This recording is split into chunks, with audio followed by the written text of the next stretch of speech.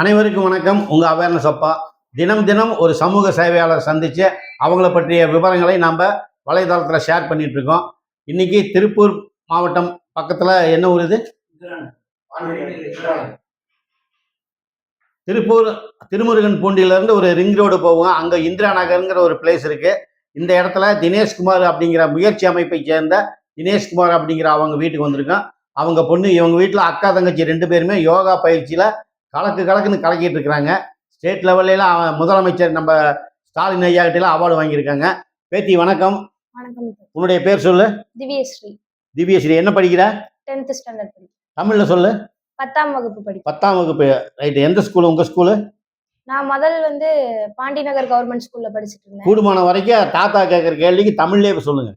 ஏன்னா உலகம் பூரா தமிழர்கள் இருக்காங்க. மற்ற லாங்குவேஜுக்காரங்க இதை வேற மாதிரி எடுத்து அவங்க தெரிஞ்சுக்குவாங்க. கூடிய வரைக்கும் தமிழ்லே பேசு.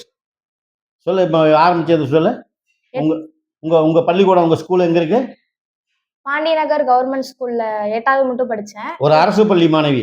அப்புறம் 8வது வரைக்கும். அதுக்கப்புறம் 9வது 10வது இப்ப விகே கவர்மெண்ட் ஹையர் செகண்டரி ஸ்கூல்ல படிச்சுட்டு இருக்கேன். இது அரசு பள்ளியில் தான் படிக்கிறேன். Very good.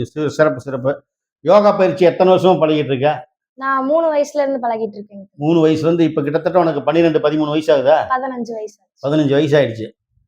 கிட்டத்தட்ட 12 வருஷமா யோகா பயிற்சி. சிறப்பு. யோகா பயிற்சியில இது வரைக்கும் என்னென்ன விருதுகள் வாங்கியிருக்க? ஆமா, அந்த அவார்டெல்லாம் அப்படியே கவர் பண்ணுமா மேல?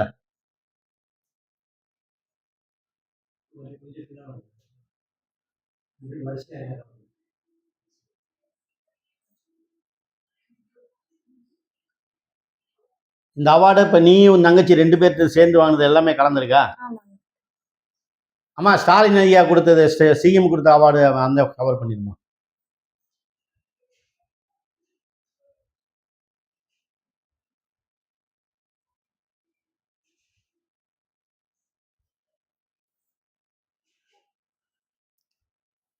மக்களை வணக்கம். மார்ச் 22ஆம் தேதியிலிருந்து இப்போ தினமும் ஒரு சமூக சேவையாளர் இது மாதிரி யோகா பயின்றுக்கிட்டு இருக்கிற மாணவிகள், மாணவர்கள், யோகா ஆசிரியர்கள் இவங்களெல்லாம் நம்ம நேரடியாக அவங்க இல்லத்துக்கே போய் அவங்கக்கிட்ட ஒரு நேர்காணல் செஞ்சுட்டு வர்றோம். இதன் மூலமாக அவங்கள இந்த உலகத்துக்கு அடையாளம் காட்டுறோம். என்ன காரணம்னு கேட்டிங்கன்னா, யோகாங்கிறது ஒரு பெரிய விஷயம். யோகம் தரும் யோகா. அதாவது இந்த யோகா உடற்பயிற்சி வேற, யோகா வேற. உடற்பயிற்சி உடலுக்கு பலத்தை தரும். யோகா உள்ளத்துக்கு பலத்தை தரும். உடல் உறுப்புகளை